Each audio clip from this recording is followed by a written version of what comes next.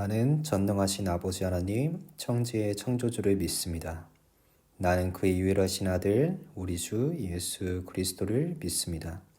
그는 성령으로 잉태되어 동정녀 마리아에게 나시고 본디오 빌라도에게 고난을 받아 십자가에 못 박혀 죽으시고 장사된 지 사흘 만에 죽은 자 가운데서 다시 살아나시며 하늘에 오르시어 전능하신 아버지 하나님 우편에 앉아 계시다가 거기로부터 살아있는 자와 죽은 자를 심판하러 오십니다. 나는 성령을 믿으며 거룩한 공회와 성도의 교제와 죄를 용서받는 것과 몸의 부활과 영생을 믿습니다. 아멘. 샬롬 친구들, 우리 친구들도 샬롬 하면서 인사해 볼까요? 샬롬. 교회 오래 다닌 친구들은 이 샬롬이라는 말을 한 번쯤은 들어봤을 것 같아요. 이 샬롬은 바로 이스라엘 인사예요. 서로 샬롬 하면서 안녕하세요 라고 인사하는 거예요. 다시 한번 전도사님과 인사해 볼게요. 샬롬. 이 샬롬이라는 인사 속에는 이런 의미도 있어요. 바로 평화, 평강, 평안이에요. 평화, 평강, 평안은 이 단어에 모두 공통점이 있어요. 바로 앞에 평이 들어가죠. 이 평은 평평하다란 말입니다. 흔들림 없는 이 시몬스 침대처럼 주위에서 누가 뛰어다니고 흔들어도 이 평평함을 유지하는 것을 말해요. 바로 어떤 상황 속에서도 이러한 흔들림과 걱정이 없는 상태가 샬롬입니다. 근데 이 옛날 로마 시대에도 이러한 평화가 있었다고 해요. 로마가 제국을 통일하기 전에는 수없이 많은 전쟁이 있었는데 로마가 전쟁을 이기고 이 로마 제국을 세우게 됩니다. 로마 제국 안에서는 나라들 간의 전쟁이 거의 없었죠. 그렇게 사람들은 서로 평화롭다고 생각했어요. 이것을 바로 팍스 로마라고 부릅니다. 바로 로마 통치 속에서의 평화를 말하는 거예요. 그리고 사람들은 로마의 황제를 마이 로드, 자신들의 왕, 구주라고 불렀습니다. 바로 이 시기에 우리의 왕이신 예수님께서 태어나십니다. 그런데 예수님이 태어나신 이 모든 과정을 보면 순탄하지가 않았어요. 우리 친구들도 잘 알고 있겠지만 마리아의 임신부터가 쉽지 않았어요. 약혼한 마리아가 임신한 것부터가 그 당시 죽을 수도 있는 상황이었다고 모두 기억하고 있죠. 그리고 임신 10개월 정도 된 마리아가 이제 곧 아기가 나올 때 나라에 호적 신고를 하라고 합니다. 자신들의 고향에서 출생 신고를 하라는 말이에요. 이렇게 출생 신고를 하게 하는 것은 정확한 수를 파악해서 로마에서 세금을 거두려고 하는 것이죠. 이렇게 마리아와 요셉은 출생 신고를 해야 하는데 마리아의 남편 요셉은 바로 다윗의 자손이에요. 다윗의 고향이 베들레헴이기 때문에 그 자손들은 베들레헴에서 출생 신고를 해야 하는데 지금 마리아와 요셉은 나사렛에 있습니다. 나사렛에서 베들레헴까지 가려면 무려 120km나 되는 거리를 이동해야 하는데 이 거리를 계산하면 교회에서 서울까지가 5km니까 12번 왕복한 거랑 똑같겠죠? 그렇게 혼자서도 힘든 이 거리인데 요셉은 임신한 마리아를 데리고 이동하게 됩니다. 물론 요셉보다 임신한 마리아가 훨씬 힘들었을 거예요. 그런데 바로 이 도착해서도 문제가 생기게 됩니다. 바로 지낼 곳이 없어요. 찾아도 빈 방이 없습니다. 그래서 이 둘이 간 곳이 바로 마구간이에요. 바로 그곳에서 한 아이가 태어납니다. 이 아이는 누더기 천에 쌓여서 말들이 먹는 먹이통에 누워있어요. 바로 이 태어난 아기가 예수님이에요.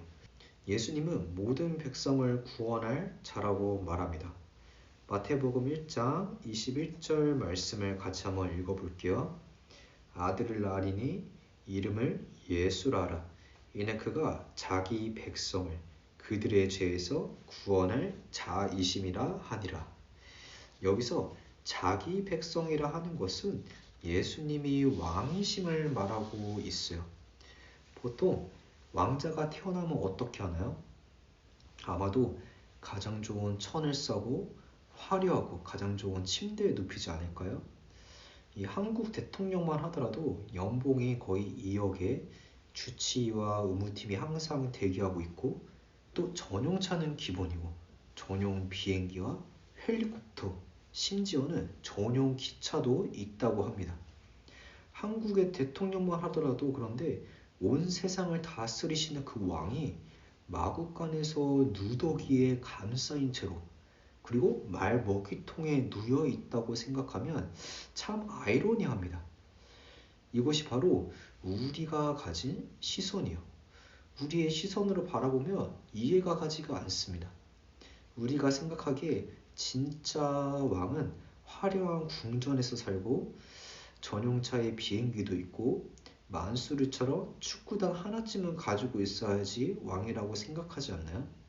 사극을 보더라도 왕은 항상 모든 신하 위에 있습니다. 예수님 당시도 마찬가지였어요. 처음 예수님이 이 예루살렘 성전에 오셨을 때 사람들은 호산나 호산나 하면서 왕으로 높이던 그 유대인들이 자신들의 생각과는 다른 왕의 모습을 보이자 그를 십자가에 못 박으라고 외칩니다. 그들에게는 진짜 왕의 존재보다 자신들에게 필요한 왕을 원했기 때문이죠. 그런데 오늘날 우리에게도 바로 이러한 모습들이 있지는 않나요? 하나님을 말씀에서 찾기보다는 나의 생각으로 이 하나님을 만들어 버릴 때가 있진 않나요? 어떻게 하나님을 만들 수 있냐고 생각할 수 있지만 이 말은 우리가 믿고 싶은 하나님을 믿으려고 하는 것과 같아요. 즉 자기 방식대로 하나님을 믿으려고 하는 거예요. 그래서 우리는 예수님을 믿는다 하면서도 내가 원하는 일이 잘 안 되면 바로 하나님을 원망하게 됩니다. 전도사님도 그럴 때가 있었어요. 특히나 학교에서 안 좋은 일을 겪게 되었을 때, 학생으로는 해결하기 어려울 때 하나님이 바로바로 도와주시기를 바랬어요. 중학교 때 전도사님은 하나님이라면 당연히 그래야 한다고 생각했어요. 그런데 기도하는데 아무것도 변하지 않은 것처럼 보이니까 그때 하나님을 원망하기 시작했어요. 왜 내 기도를 안 들어주시지? 나는 이렇게 힘든데? 하면서 떼쓰기도 했어요. 이때 전도사님은 하나님을 나에게 좋은 것만 주시는 하나님으로 만들어 버린 거예요. 이렇게 만들어 버리자 중학생 요한이에게 하나님은 나에게 좋은 일이 있을 때만 함께 하시는 하나님이 되어버린 거예요. 그래서 힘든 일이 생기면 하나님이 나를 사랑하지 않는구나. 하나님이 나와 함께 하시지 않나? 라는 생각을 해버리는 거예요. 하지만 성경에서 말씀해 주신 하나님은 어떤 상황 속에서도 우리와 함께 하신다고 말씀해 주고 있습니다. 예수님이 태어나실 때 그 이름을 임마누엘이라고 했어요. 이 말은 하나님이 우리와 함께 하신다는 말씀입니다. 좋은 일만 있을 때 함께 하시는 것이 아니라 내가 보기에 힘들고 슬플 때도 하나님은 함께 하신다는 말씀이요. 그러면 우리는 또 이렇게 생각할 수 있어요. 하나님이 함께 하시면 기도를 바로 들어주셔야죠. 그런데 아무것도 변하지 않는 거 보니까 하나님이 내 기도를 듣고 계시지 않는 건가요? 라고 생각할 수가 있어요. 하지만 하나님은 우리 친구들의 기도를 모두 듣고 계세요. 이사야서 41장 10절 말씀을 보게 되면 두려워 말라 내가 너와 함께함이라 놀라지 말라 나는 내 하나님이 됨이라 내가 너를 굳세게 하리라 참으로 너를 도와주리라 참으로 나의 의로운 오른손으로 너를 붙들리라 라고 말씀하고 있습니다. 하지만 우리 친구들의 기도를 하나님께서 바로 들어주시지 않았다면 전도사님은 두 가지 중에 한 가지라고 생각해요. 먼저 첫 번째로 우리 친구들의 그 믿음이 무너질 수 있기 때문이에요. 우리 친구들이 어렸을 때 엄마가 요리하는 것을 보고 나도 칼 줘 라고 말했을 때 엄마는 바로 주시지 않아요. 왜냐하면 우리 친구들이 다칠 수 있기 때문이에요. 이처럼 하나님은 우리 친구들을 위해 바로 들어주시지 않을 때가 있어요. 우리 친구들이 다치지 않게 칼을 쓸 수 있을 때까지 기다리고 계시는 거예요. 두 번째로 하나님께서는 우리 친구들과 친밀한 그 교제를 하기 원하시기 때문이에요. 하나님은 우리 친구들과 친밀하게 교제하시기를 원하세요. 어려운 상황 가운데 더욱 하나님을 찾고 그 안에서 우리 친구들이 바로 하나님을 만나기를 원하고 계십니다. 우리는 모두 좋은 일만 가득하기를 원해요. 내가 교회 다니니까 좋은 일만 있어야 하고 또 잘 돼야 한다고, 혹은 내가 원하는 대로 잘 진행되길 원할 때가 많아요. 그리고 그렇게 돼야 내가 평안해질 거라고 말합니다. 하지만 이것은 진짜 평화가 아니에요.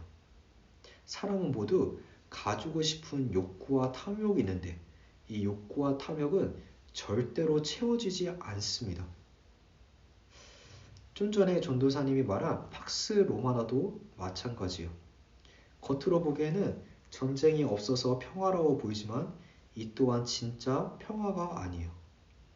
만약 한국이 전 세계를 통일하려고 또 정복한다면 여기 있는 모두가 평화로울까요?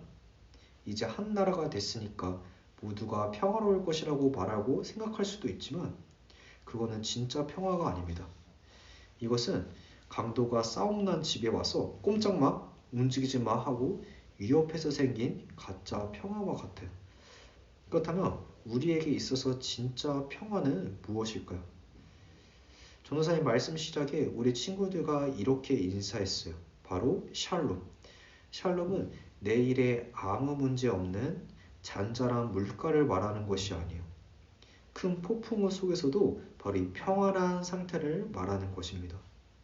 이 샬롬의 뜻 중에는 또 이런 뜻도 있어요. 바로 꽉 채워져 있다는 말이 있습니다.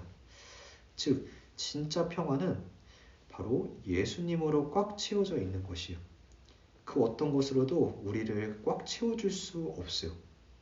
그 어떤 것을 채우려 해도 우리는 진짜 평화를 얻을 수도 없어요.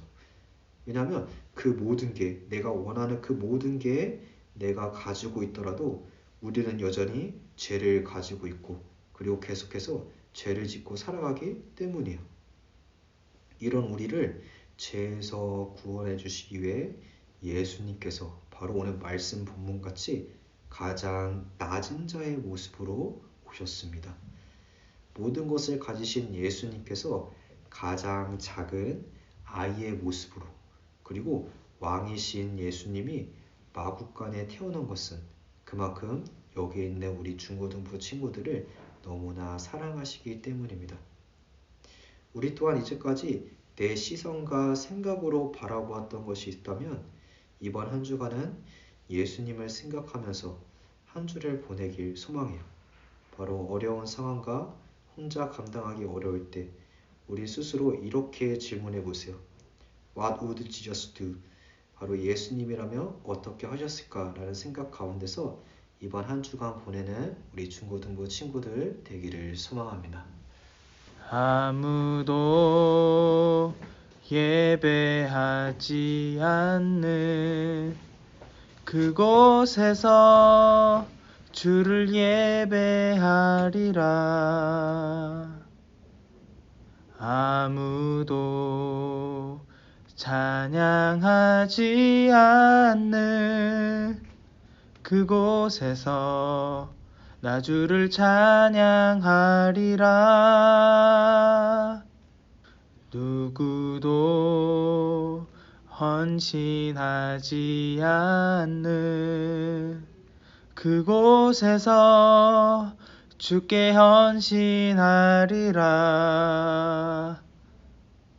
누구도 증거하지 않는 그곳에서 나 주를 증거하리라.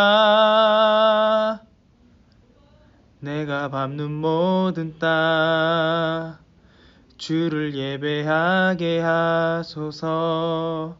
주의 보혈로 덮어지게 하소서. 내가 선 이곳 주의 거룩한 곳 되게 하소서.